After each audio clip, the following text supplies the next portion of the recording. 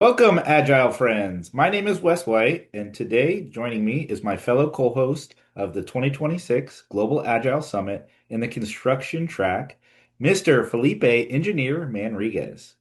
Today, our guest is a registered Scrum Master and Project Director. Please welcome Mike Chiles. Thank you. Thanks for having me. Welcome, Mike. Yeah, thanks for being here, Mike. We were telling Mike before we started recording, like we couldn't do this without him, literally because he is the speaker.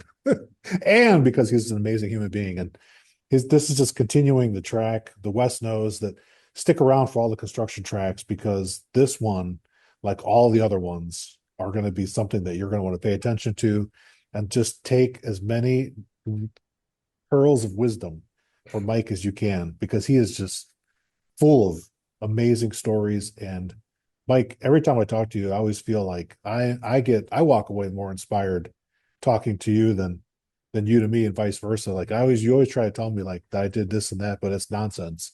Mike is a rock star. You're a stud. No, I you salute you, are my friend. Felipe, and you know it.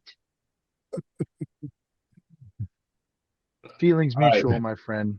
Thank So you. today, I think, Mike, the title of your talk was getting buy-in, increase respect, and increase the results, or that increases the results you want. And to me, like that really resonates. It kind of has been the theme of this whole global session we've talked about. It sounds a lot like trust. So, I'm really excited to talk about this, and let's just jump right in.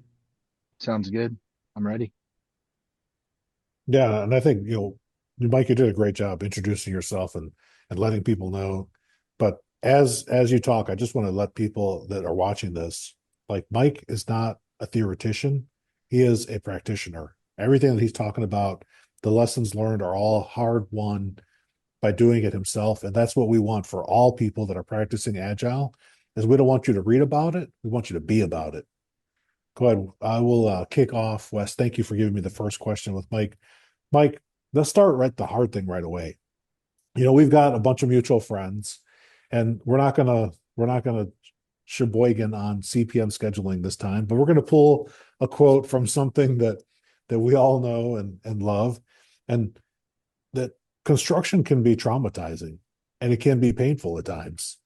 And so I want to Absolutely. ask you, yeah, I want to ask you like what's something that is a pain point that you've heard from trades specifically? And I know that you're a general contractor, but like a good GC, you got to hire an entire village to build your buildings.